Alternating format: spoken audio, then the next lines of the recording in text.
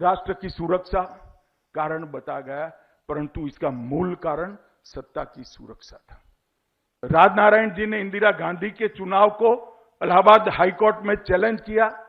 Allahabad high court ने चुनाव को निरस्त कर दिया कि गलत तरीके से चुनाव हुआ है, सरकारी सेवाओं का उपयोग करते हुए चुनाव हुआ है।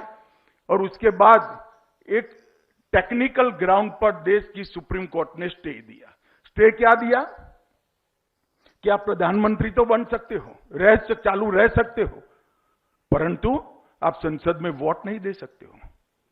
इंदिरा जी प्रधानमंत्री बनी रही, उनको संसद में वोट देने का अधिकार नहीं था।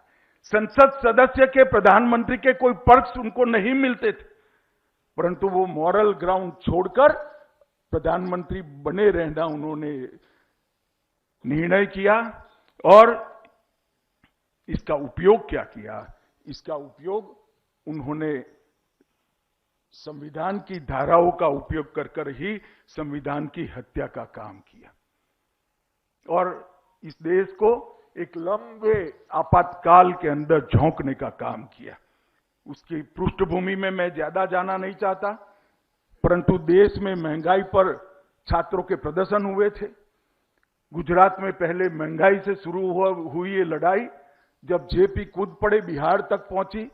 गुजरात और बिहार में छात्र आंदोलन हुए, रेलवे कर्मचारियों की हड़ताल हुई, जगह जगह पर कांग्रेस के भ्रष्टाचार पर विरोध के स्वर उठ गए। मोरारजी देसाई आमरण अनशन पर बैठ गए। ढेर सारी घटनाओं ने सत्ता के बहुमत के साथ चुनी हुई सरकार की कुर्सियां हिला दी थी। इनकी सत्ता की नींव को हिलाने का काम किया था। देश पर कोई खतरा नहीं था, देश की सुरक्षा पर कोई खतरा नहीं था।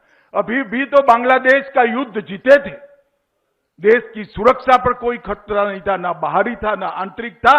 खतरा था तो इंदिरा गांधी की सत्ता पर था और जनता जागरूक हो गई थी। उन्होंने कहा कि हमने भावावेश में जो बहुमत दिया है इसका उचित उपयोग नहीं हो सकता है।